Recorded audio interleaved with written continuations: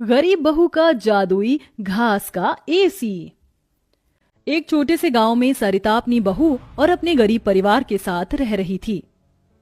बेटा, आज हमें ये रात को सारा काम खत्म करना होगा, कल ये सारा ऑर्डर का सामान जाएगा।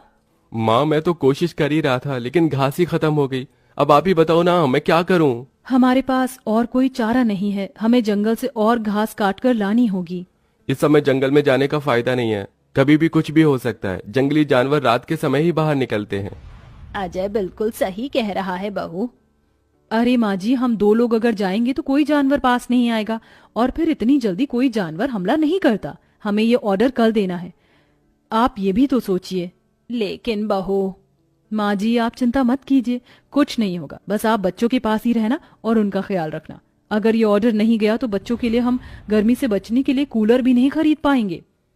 सरिता की बहू भाविका और उसका बेटा, वो तीनों घास से पंखे कूलर बनाने का काम किया करते थे, इसलिए उन्हें घास की जरूरत पड़ती थी। वह आधी रात के समय जंगल में जाते हैं।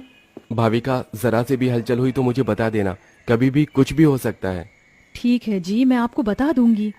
अजय और भाविका दोनों ही जंगल में घास काट रहे होते हैं, तब उन्हें झाड़ियों से आवाज आने लगती है। क्या तुमने भी वहां से कोई आवाज सुनी है? हाँ जी, मैंने भी सुनी है। मैंने तुम्हें कहा था ना, इस समय आना ठीक नहीं है। चलो देखते हैं उधर क्या है। भाविका और अजय झाड़ियों के पास जैसे ही जाते हैं, उन झाड़ियों के पीछे से एक आदमखोर भेड़िया निकलता है। भाविका, भागो यहाँ से, यहाँ पर तो बहुत खतरनाक भेड़िया है। अजय और भाविका दोनों अपनी जान बचाकर भागने लगते हैं। अजय, अब हम लोग क्या करें? कहीं भेड़िए ने हमें खा लिया तो? रुकना मत, बस भागती जाओ। भागते भागते वो दोनों जंगल से किसी तरह बाहर निकल आते हैं और भेड़िया उनका पीछा छोड़ देता है। जान बची तो लाखों पाए, लौट के बुद्धू घर को आए। रास्ते में चलते हुए आधी रात के समय उन्हें गांव के एक कूड़े के ढेर के पास एसी पड़ा हुआ नजर आता है। अरे देखो जी, यहाँ पर एसी पड़ा है। अरे पता नहीं किसका होगा, चलो यहाँ से चलते हैं।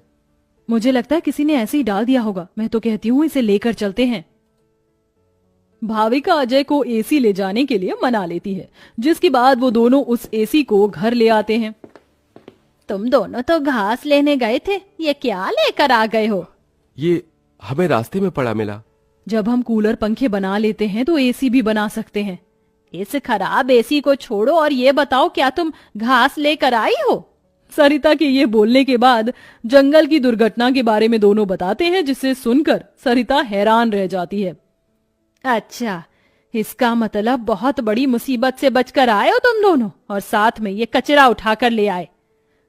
वह तीनों बहुत ज्यादा परेशान हो जाते हैं। कल का ऑर्डर पूरा करने के बाद उन्हें कुछ पैसे मिल जाते, लेकिन घास न होने की वजह से उनका ऑर्डर पूरा नहीं हो पाता और वह ऑर्डर कैंसिल हो जाता है।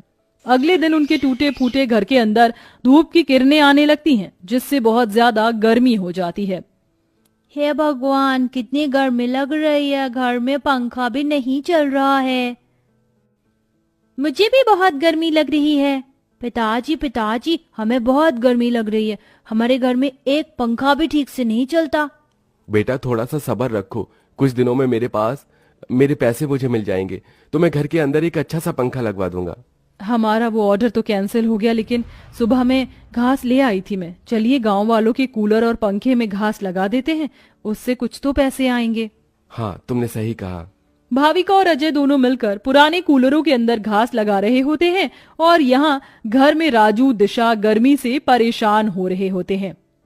काश कि हमारे घर में भी कोई एसी होता। तभी दिशा की नजर उसके पिता के लाए हुए एसी के ऊपर पड़ती है। अरे राजू, जरा इसे देखो, लगता है पिताजी हमारे लिए एसी लेकर आए हैं, पर उन्होंने ये एसी अभी तक क्यों नहीं लगाया? क्योंकि ये एसी खराब है, बस इसीलिए। कल रात तुम्हारे माता पिता को ये कूड़े करकट में मिला था। ये सुनने के बाद राजू इस बात से तो खुश होता है कि उसके पिताजी पुराना ही सही, कम से कम एक एसी तो घर पर लेकर आए। कुछ देर बाद वह अपने दोस्तों के पास खेलने चला जाता है। ढोलू ढोलू, कहाँ हो तुम? चलो खेलते हैं। आज मैं नहीं आ सकता, बहुत गर्मी है, और इतनी गर्मी में मेरा मन नहीं कर रहा है आने का, क्योंकि मेरे घर के अंदर एसी लगा हुआ है। मैं उसकी ठंडी हवा में ही बैठना चाहता हूँ। क्या कहा? तुम्हारे घर के अंदर भी एसी है? हाँ, और हमारा एसी बहुत अच्छा चलता है, बहुत ठंडा कर देता है घर को।